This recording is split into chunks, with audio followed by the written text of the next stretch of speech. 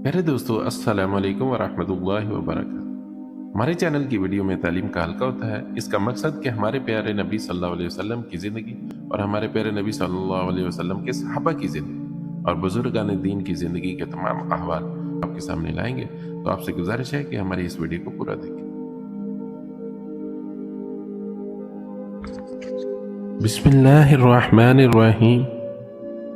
हज़रत उमर फ़ारूक रज़ियल्लाहु ताला अन्हु का बैतुल माल से वजीफ़ा। हज़रत उमर रज़ियल्लाहु ताला अन्हु भी तिजारत किया करते थे। जब खलीफा बनाए गए तो बैतुल माल से वजीफ़ा मुकर्रर हुआ। मदीना तैयबा में लोगों को जमा फरमाकर इरशाद फरमाया कि मैं तिजारत किया करता था, अब तुम लोगों ने इसमें मशगूल कर दिया, इसलिए अब गुजारा की क्या सूरत हो। लोगों ने मुख्तलिफ मिक़दारें तजवीज़ की। हज़रत अली करमल्लाहु वजहू चुप बैठे थे। हज़रत उमर रज़ियल्लाहु ताला अन्हु ने दरियाफ़त फरमाया कि तुम्हारी क्या राय है।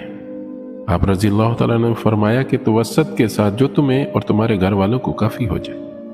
हज़रत उमर रज़ियल्लाहु ताला ने इस राय को पसंद फरमाया और कबूल कर लिया और मुतवस्सित मिक़दार तजवीज़ होगी।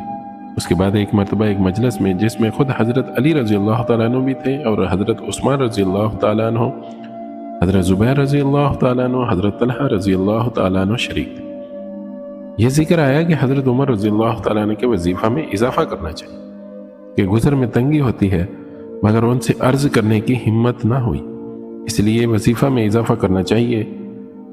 इसलिए उनकी साहबजादी हज़रत हफ्सा रज़ियल्लाहु ताला अन्हु, जो हज़ूर सल्लल्लाहु अलैहि वसल्लम की बीवी होने की वजह से उम्मुल मोमिनीन भी थी, उनकी खिदमत में ये हज़रात तशरीफ़ ले गए और उनके ज़रिए से हज़रत उमर रज़ियल्लाहु ताला अन्हु की इजाज़त और राय मालूम करने की कोशिश की और साथ ही ये भी कह दिया कि हम लोगों के नाम मालूम ना हो।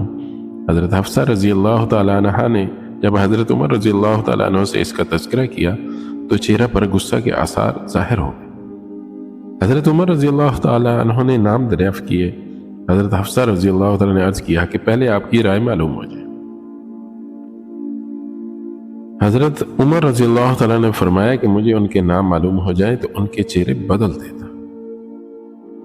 तू ही बता कि हज़ूर सल्लल्लाहु अलैहि वसल्लम का उम्दा से उम्दा लिबास तेरे घर में क्या था। उन्होंने अर्ज़ किया कि 2 कपड़े गिरवी रंग के, जिनको हज़ूर सल्लल्लाहु अलैहि वसल्लम जुमे के दिन या किसी वफ़द की वजह से पहनते थे। फिर फरमाया कि कौन सा खाना तेरे यहाँ उम्दा से उम्दा खाया। अर्ज़ किया कि हमारा खाना जौ की रोटी थी। हमने गरम गरम रोटी पर घी के डब्बा की तलपट उल्ट कर उसको एक मरतबा चौपड़ दिया तो हजूर सल्लल्लाहु अलैहि वसल्लम खुद भी इसको मज़े लेकर नोश फरमा रहे थे और दूसरों को भी खिलाते थे। फरमाया कौन सा बिस्तर उम्दा था जो तेरे यहाँ बिछाते थे।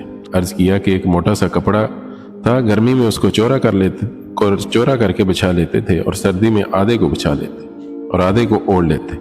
फरमाया हफ्सा, इन लोगों तक ये बात पहुंचा दे कि हजूर सल्लल्लाहु अलैहि वसल्लम ने अपने तर्ज अमल से एक अंदाज मुकर्रर फरमा दिया और उम्मीद पर कफ़ायत फरमाई।